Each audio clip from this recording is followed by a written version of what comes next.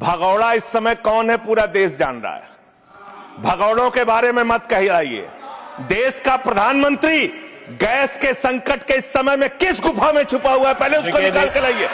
पहले उसको निकाल के लाइए। प्रधानमंत्री किस गुफा में छुपे हुए हैं? प्रधानमंत्री के बारे में पूरा देश गैस की लाइनों में खड़ा है। प्रधानमंत्री गुफा में छिपे हुए हैं।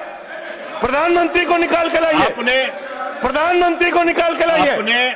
मुद्दों पे बात नहीं करेंगे। इस्तेमाल किया है, ये शब्द ठीक नहीं है। मध्य एशिया के अंदर जो युद्ध चल रहा है इजराइल और अमेरिका और ईरान के बीच में, आप क्यों इजराइल की चमचागिरी में खड़े हो गए, जिसके कारण से हिंदुस्तान को आज गैस का संकट भुगतना पड़ रहा है। पूरा देश लाइन में खड़ा है, गांव लाइन में खड़ा है, शहर लाइन में खड़ा है, एक एक इलाका लाइन में खड़ा है। होटल बंद हो रहे हैं मान्यवर। मोरवी के अंदर गुजरात में टाइल्स की फैक्ट्रियां बंद हो रही है मान्यवर। आपने क्या हालत की है। आप राज्यों के साथ न्याय नहीं करते, आप ग्रामीण व्यवस्था के साथ न्याय नहीं करते। आपने बनारस के अंदर 4200 एकड़ जमीन वहां के किसानों की जबरन कब्जा की। 2013 का जो अधिकरण का नियम है, वो नियम आपने लागू नहीं किया। वहां लाठियों से किसानों को पीट के प्रधानमंत्री के संसदीय क्षेत्र में जमीनें कब्जा करने का काम आपने किया। जो पंजाब पूरे देश का पीडीएस सिस्टम चलाता है, 50% भागीदारी पंजाब के किसानों की होती है। आपने पंजाब के रूरल डेवलपमेंट का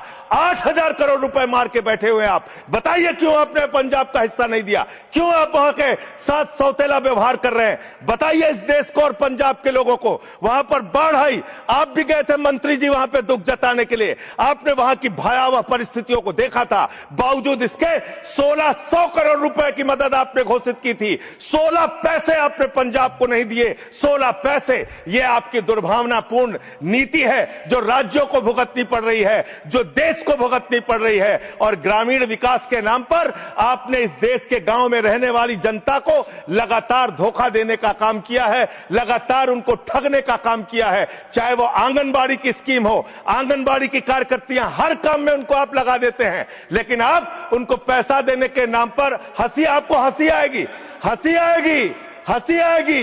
आंगनबाड़ी की योजना गांव में ही चलती है, गांव में ही चलती है, हंसी आएगी आपको। मान्यवर, मैं अंत में एक ही बात कहना चाहता हूं। मंत्री जी ने कहा भागिएगा नहीं, मैं बिल्कुल बैठ के आपकी एक एक बात को सुनूंगा। मंत्री जी, ध्यान से सुनूंगा। जितनी बात मैंने कही है उसका पूरा जवाब दीजिएगा, और अगर आप जवाब नहीं दे पाएंगे तो मुझे भी उस वक्त बोलने का अवसर दीजिएगा। आप ही अकेले बोलने का अधिकार रखते हैं, ऐसा नहीं होना चाहिए। और दूसरी बात मान्यवर, दूसरी बात, इस समय भगौड़ा कौन है, ट्रंप की गुलामी कौन कर रहा है, पूरा देश देख रहा है।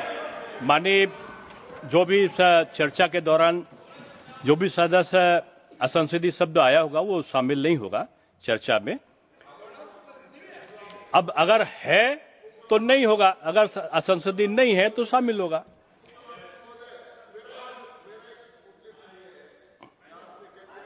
नहीं आएगा, लेकिन आजकल जो व्यवस्था है वो दूर संचार के माध्यम से चली जाती है। इसलिए ये भी व्यवस्था होनी चाहिए कि जिसको रिकॉर्ड में नहीं लिया है वो बाहर भी नहीं जाएगा। आपने किस चीज को कहा? जिस चीज को सारी व्यवस्था करेंगे, जेल के शिक्षों में रहोगे और रहे और रहोगे। नहीं बोल सकते, आप सीधे बात नहीं करेंगे माननीय सदस्य, आप सीधे बात नहीं करेंगे, आप सीधे बात नहीं करेंगे। आप पीठ को संबोधित करिए, आप पीठ को संबोधित करिए। ये आमने सामने बहस का मुद्दा नहीं है। आप संसद में हैं, माननीय संजय सिंह, माननीय सदस्य, आप पीठ को संबोधित करिए। आप इस तरह से बात नहीं कर सकते।